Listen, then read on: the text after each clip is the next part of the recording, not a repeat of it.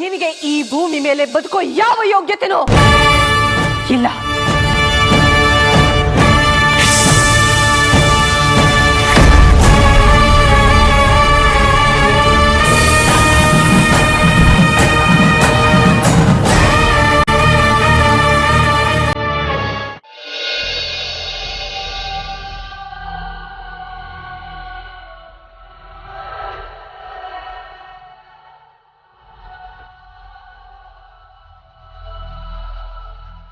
ಅಮೃತ ಅವರೇ, ಯಾಕೆ ಇವತ್ತು ನಿಮ್ಮನ್ನು ತುಂಬ ಮಿಸ್ ಮಾಡ್ಕೋತಾ ಇದ್ದೀನಿ. ಔಷಧಿ ತರಕ್ಕೆ ಅಂತ ಬಂದು 2 ದಿನ ಆಯಿತು. ಈ 2 ದಿನ 2 ತಿಂಗಳು 2 ವರ್ಷನೇನೋ ಅಂತ ಅನ್ನಿಸ್ತಾ ಇದೆ.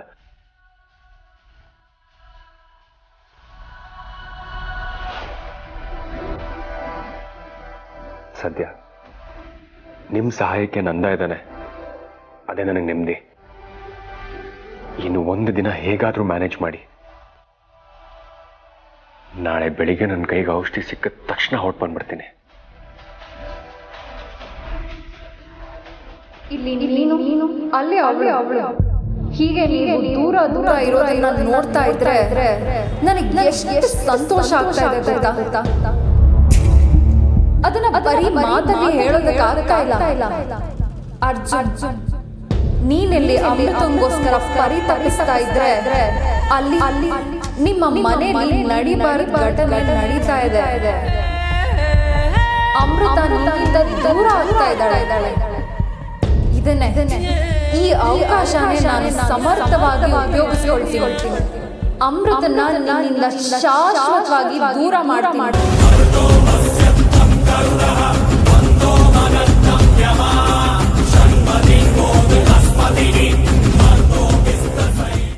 ನನ್ನಿಂದ ನಿನ್ನನ್ನು ಉಳಿಸೋದಿಕ್ಕೆ ಯಾರಿಂದನೂ ಸಾಧ್ಯ ಇಲ್ಲ.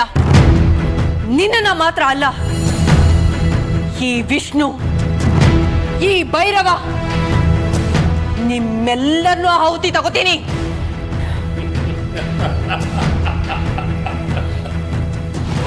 ಹಾಡಿಗೆ ಆಕಾಶದ ಆಸೆ ಅನ್ನೋ ಹಾಗೆ ನೀನು ನಿನ್ನ ಮಿತಿಯನ್ನ ಮೀರಿ ಮಾತಾಡ್ತಿದೀಯಾ ಏನು? ನನ್ನನ್ನ ಆಹುತಿ ತಗೋತೀಯ? ಅಸಂಭವ.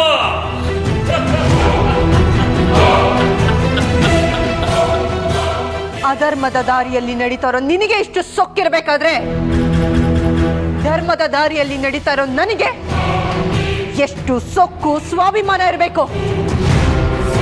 ಭೈರವ, ಒಂದು ತಿಳ್ಕೊ, ಸತ್ಯ ಅನ್ನೋದು ಸೂರ್ಯನ ತರ.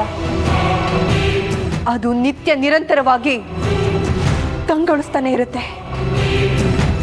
ಅಸತ್ಯ, ಅಧರ್ಮ ಅನ್ನೋದು ನೀರಿನ ಮೇಲಿನ ಗುಳ್ಳೆ ಹಾಗೆ.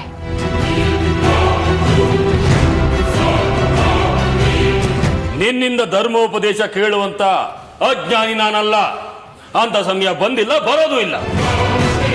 ನಿನ್ನ ತರ ಮೆರೆದವರೆಲ್ಲ ಮಣ್ಣಲ್ಲಿ ಮಣ್ಣಾಗಿ ಹೋಗಿದ್ದಾರೆ. ಇನ್ನು ನಿನ್ನ ಬಳಿ ವಿತಂಡವಾದ ಮಾಡುವಷ್ಟು ಸಮಯ ನನ್ನ ಹತ್ರ ಇಲ್ಲ. ಮೊದಲು ಈ ರುದ್ರನ್ನ ಆಹುತಿ ತಗೋತೀನಿ.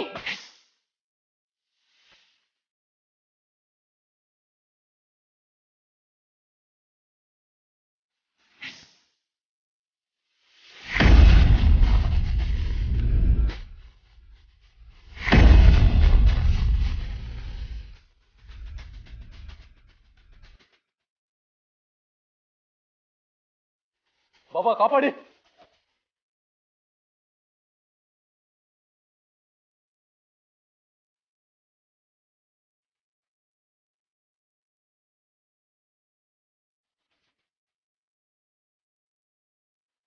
ಬಾಬಾ ಬಾಬಾ, ರುದ್ರನ ಕಾಪಾಡಿ, ದಯವಿಟ್ಟು ಕಾಪಾಡಿ.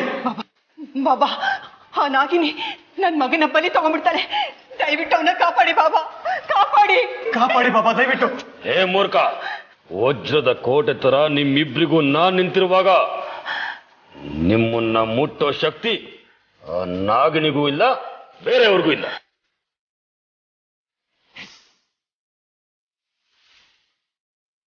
ಬಾಬಾ ಬಾಬಾ ಕಾಪಾಡಿ. ಬಾಬಾ ಕಾಪಾಡಿ ಬಾಬಾ.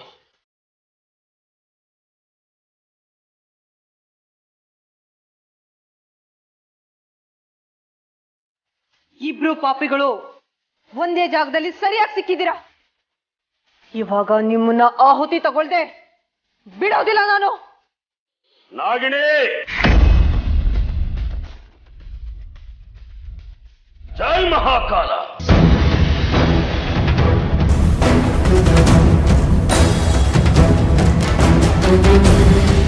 ವಿಷ್ಣು ರುದ್ರ, ತಗೊಳ್ಳಿ ತಾಯ್ತಾನ.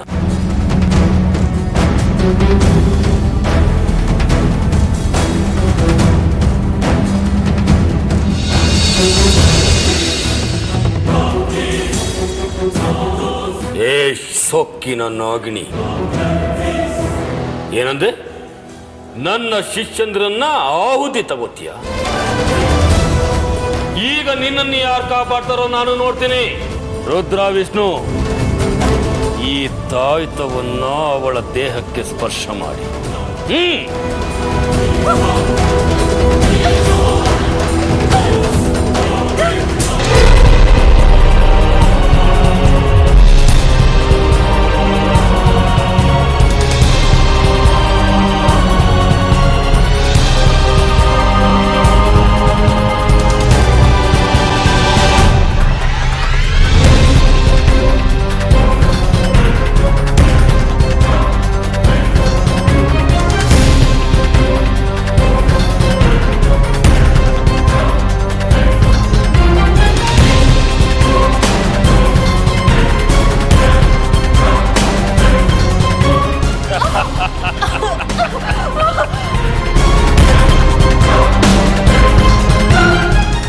ಜೈ ಮಹಾಕಾಲ.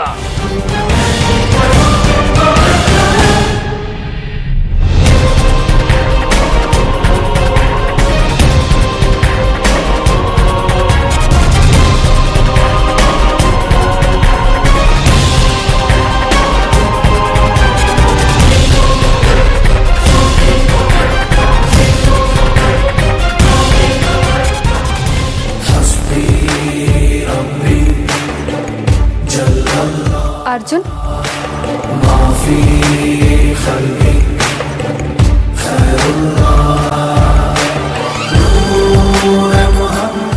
ಯಾಕೆ ಅರ್ಜುನ್ ನಿದ್ರೆ ಮಾಡಲ್ವಾ?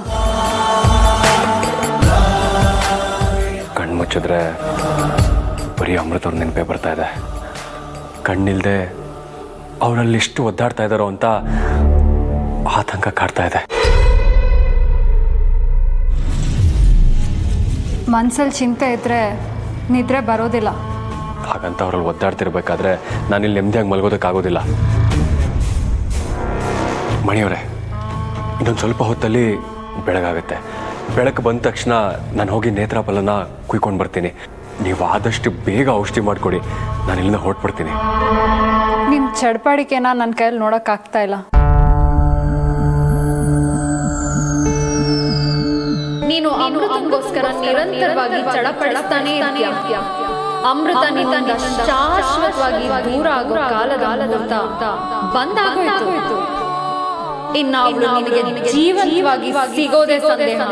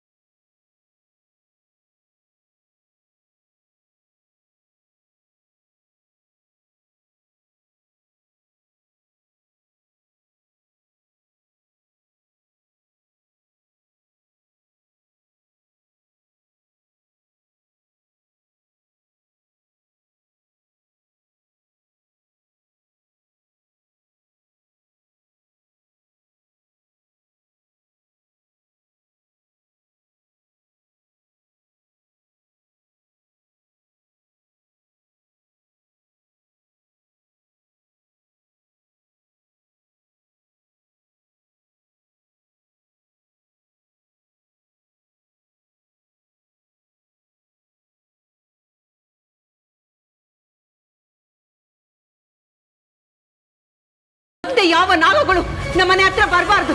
ಇವಳು ಸಾವು ಹಾಗಿರ್ಬೇಕು. ಇವಳನ್ನ ಮುಗಿಸಿ ಬಾಬಾ, ಮುಗಿಸಿ ಇವಳನ್ನ.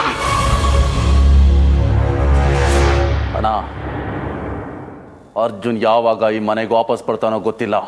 ಅವನು ಬರೋ ಅಷ್ಟರಲ್ಲಿ ಈ ನಾಗಿಣಿನ ಸಜೀವಾಗಿ ಸುಟ್ಬಿಡ್ಬೇಕು. ಆ ಅರ್ಜುನ್ಗೆ ಸಂಸ್ಕಾರ ಮಾಡೋದಕ್ಕೆ ಒಂದೇ ಒಂದು ಇಡೀ ಬೂದಿ ಕೂಡ ಸಿಗಬಾರ್ದು. ಹಾಗೆ ಮಾಡಬೇಕು ಅನ್ನೋದೇ ನನ್ನ ಆಸೆ ಕೂಡ. ಈಗಾಗಲೇ ನನ್ನ ತಂದೆ ತಾಯಿನ ಕೊಂದು ನಾಗ ಹತ್ಯೆ ದೋಷದ ಪಾಪದ ಗಂಟನ್ನ ಕಟ್ಕೊಂಡಿದ್ದೀರಾ. ಮತ್ತೆ ಆ ತಪ್ಪನ್ನ ಮಾಡಕ್ ಹೋಗ್ಬೇಡಿ. ಪರಿಣಾಮ ಘೋರವಾಗಿರುತ್ತೆ. ಏಯ್, ನೀನು ಹೇಳಿದ ಮಾತನ್ನ ಕೇಳಿ ಹೆದರ್ಕೊಂಡು ಬದುಕು ಹೋಗು ಅಂತ ಬಿಡ್ತೀವಿ ಅಂತ ಕೂಡ ನಿನ್ನಲ್ಲ. ನೀನೇನೇ ಹೇಳಿದ್ರು, ಎಷ್ಟೇ ಬೇಡ್ಕೊಂಡ್ರು ನಿನ್ನ ಮಾತ್ರ ಜೀವಂತವಾಗಿ ಬಿಡೋದಿಲ್ಲ.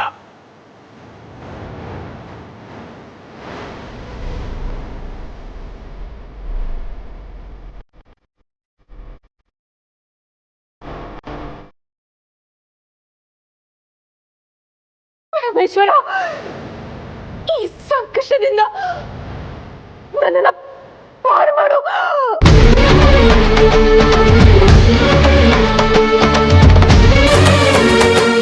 ಪರಮೇಶ್ವರ ಅಲ್ಲ, ಇನ್ ಯಾವ ದೇವ್ರು ಬಂದ್ರು ಇವತ್ ನಿನ್ನ ಉಳಿಸೋದಕ್ಕಾಗಲ್ಲ.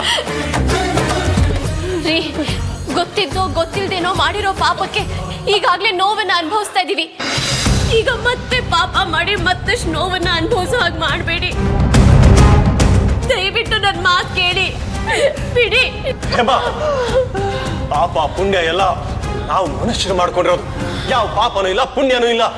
ಶ್ರುತಿದ್ರೆ, ನಾವೀಗ ಇವಳನ್ನ ಹೀಗೆ ಬಿಟ್ರೆ ನನ್ನ ರುದ್ರನ ಇವಳು ಆಹುತಿ ತಗೊಂಡ್ಬಿಡ್ತಾಳೆ.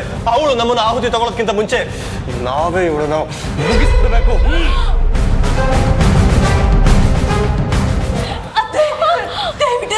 ನನ್ನನ್ನ ಕಾಪಾಡಿ. ಅಮೃತ, ಏನಾಯ್ತು ನಿನಗೆ? ಏನ್ ತಲೆಗೆ ಕೆಟ್ಟಿದ್ಯಾ? ಯಾಕೆ ಹೀಗೆ ನಡ್ಕೊಳ್ತಾ ಇದೀಯಾ? ತಾಯಿ, ದಯವಿಟ್ಟು ಅವಳನ್ನ ಬಿಟ್ಟು ದೂರ ಬನ್ನಿ. ಇಲ್ಲ ಅಂದ್ರೆ ಅವಳ ಜೊತೆ ನೀವು ಭಸ್ಮ ಆಗ್ತೀರಾ. ನನ್ನ ಸೊಸೆ ಜೊತೆ ಸುಟ್ಟೋದ್ರೂ ಪರವಾಗಿಲ್ಲ. ನೋಡು, ನನ್ನ ಮಾತನ್ನ ಕೇಳು. ನನ್ನ ಮಾತನ್ನ ಕೇಳದೆ ಇದ್ರೆ ನೀನು ನನ್ನ ಹೆಂಡತಿ ಅನ್ನೋದನ್ನೇ ಮರಿಬೇಕಾಗುತ್ತೆ. ನಿಮ್ ಹೃದಯ ಕಲ್ಲು ರೀ. ನಿಮ್ ಮನ್ಸು ತುಂಬೆಲ್ಲ ಮಣ್ಣು ಅನ್ನೋದು ಯಾವತ್ತೋ ಗೊತ್ತಾಯ್ತು. ನೀನ್ ಏನೇ ಅಂದ್ರೂ ನಾನು ತಲೆ ಕೆಡಿಸ್ಕೊಳ್ಳೋದಿಲ್ಲ. ನನಗೆ ಈ ನಾಗಿಣಿ ಸಾಯಬೇಕು, ಅಷ್ಟೇ ನನಗೆ ಬೇಕಾಗಿರೋದು. ನೋಡಿ, ಅಮೃತಂಗೆ ನಿಮ್ಮಿಂದ ಅನ್ಯಾಯ ಆಗಿದೆ. ಅದಕ್ಕೆ ನಿಮ್ಮನ್ನೆಲ್ಲ ಹೀಗೆ ಕಾಡಿಸ್ತಾ ಇದ್ದಾಳ ಅವಳು. ನಿಮ್ದಿದ್ರಲ್ಲಿ ಏನು ತಪ್ಪೇ ಇಲ್ವಾ? ಅದಕ್ಕೆ ತಪ್ಪು ಸರಿ ಅನ್ನೋದನ್ನ ವಾದ ಮಾಡೋಷ್ಟು ಟೈಮು ನಮ್ಮ ಹತ್ರ ಇಲ್ಲ. ದಯವಿಟ್ಟು ನೀವು ಈ ಕಡೆ ಬನ್ನಿ. ಬರಲ್ಲ, ಬರಲ್ಲ, ಬರಲ್ಲ. ಅಯ್ಯೋ ಏಮ, ಇವಳು ನಾಗಿನಿ ಅಂತ ಗೊತ್ತಾದ್ಮೇಲೂ ಇವಳನ್ನ ಹೇಗ್ ಮನೇಲಿ ಇಟ್ಕೊಳಕ್ಕಾಗುತ್ತೆ? ಹಾಗೆ ಇಟ್ಕೊಂಡ್ರೆ ನಾವು ನೆಮ್ಮದಿಯಿಂದ ಬದುಕೋದಕ್ಕಾಗುತ್ತಾ? ಶಾಂತಿಯಿಂದ ನಿದ್ದೆ ಮಾಡೋದಕ್ಕಾಗುತ್ತಾ? ಯಾವಾಗ ಬರ್ತಾರೋ, ಯಾರು ಪ್ರಾಣ ತೆಗಿತಾಳೋ ಅನ್ನೋ ಆತಂಕದಲ್ಲಿ ಬದುಕಬೇಕಾಗತ್ತೆ. ಹಾಗೆ ದಿನ ಸಾಯೋದಕ್ಕಿಂತ ಇವತ್ತು ಇವಳು ಸಾಯೋದೇ ಉತ್ತಮ. ನೀವ್ ಏನೇ ಹೇಳಿದ್ರು ನಾನಂತೂ ಇವಳನ್ನ ಕೊಲ್ಲೋದಕ್ಕೆ ಬಿಡೋದಿಲ್ಲ. ಅಯ್ಯ, ಯಾಕೆ ಇಷ್ಟೊಂದು ಹಠ ಮಾಡ್ತಾ ಇದ್ದೀರಾ? ನನ್ನ ಮಾತನ್ನು ಕೇಳಿ. ನಾನು ನಿಮ್ಮ ಮಾತಲ್ಲ, ಬೇರೆ ಯಾರ ಮಾತು ಕೇಳೋದಿಲ್ಲ. ಇವಳು ತಪ್ಪು ಮಾಡಿದಾಳೆ ಅನ್ನೋ ತಾನೇ ನಿಮ್ಮ ವಾದ. ನೀವೆಲ್ಲರೂ ತಪ್ಪು ಮಾಡಿದ್ದೀರಾ, ನಿಮ್ಗೂ ಶಿಕ್ಷೆ ಆಗ್ಬೇಕು.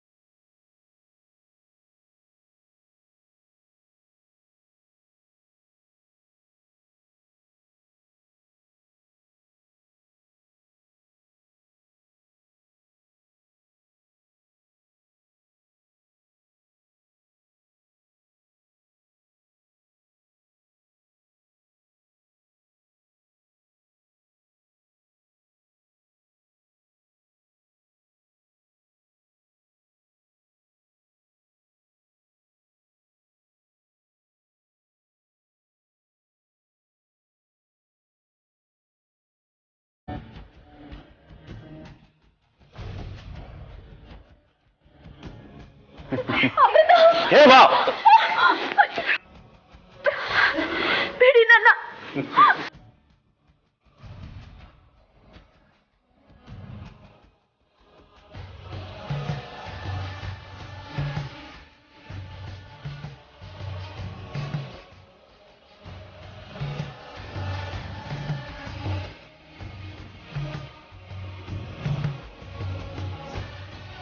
ನಾಗಿನಿ, ಇವತ್ಗೆ ನಿನ್ಗೆ ಈ ಮನೆ ಋಣ ತೀರ್ತು.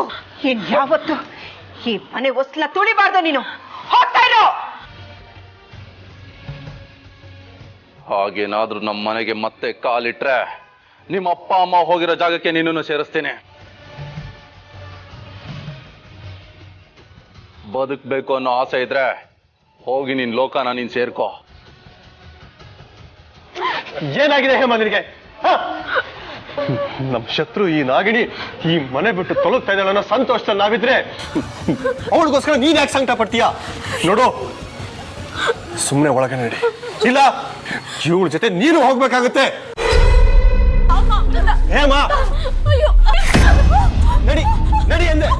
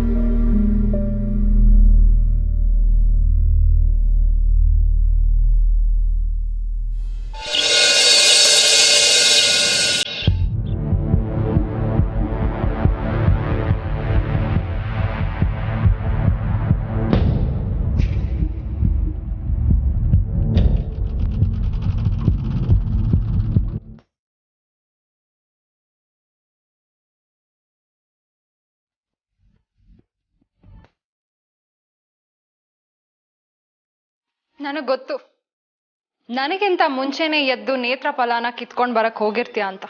ಹಾಗೋಗ್ಬೇಕು ಅಂತ ನಿನ್ ಮನಸ್ಸಿಗೆ ಆಜ್ಞೆ ಮಾಡಿದ್ದು ನಾನು. ಮಣಿಯವರೇ,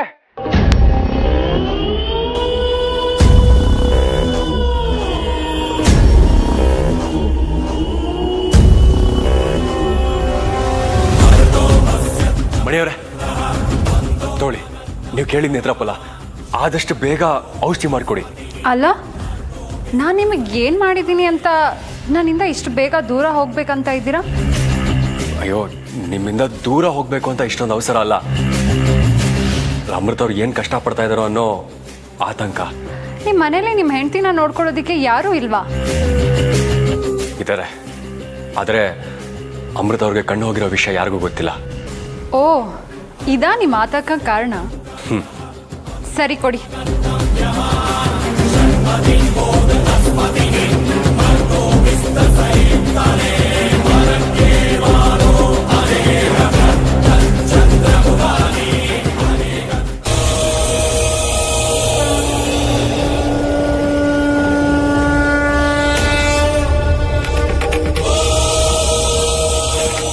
ಅರ್ಜುನವರು ಮನೇಲಿ ನಿಲ್ದಿರೋ ಸಮಯನ ನೋಡಿ ನನ್ನನ್ನು ಮನೆಯಿಂದ ಹೊರಗಡೆ ಹಾಕಬೇಕು ಅಂತ ಸಂಚು ರೂಪಿಸಿದ್ರು ಅನ್ಸುತ್ತೆ. ಅರ್ಜುನ್ ಅವ್ರ ಮನೇಲಿದ್ದಿದ್ರೆ ನಾನು ಮನೆಯಿಂದ ಹೊರಗಡೆ ಬರ್ತಾನೆ ಇರಲಿಲ್ಲ ಅನ್ಸುತ್ತೆ. ಪರಮೇಶ್ವರ, ಈಗ ನೀನೇ ನನಗೆ ದಾರಿ ತೋರಿಸ್ಬೇಕು.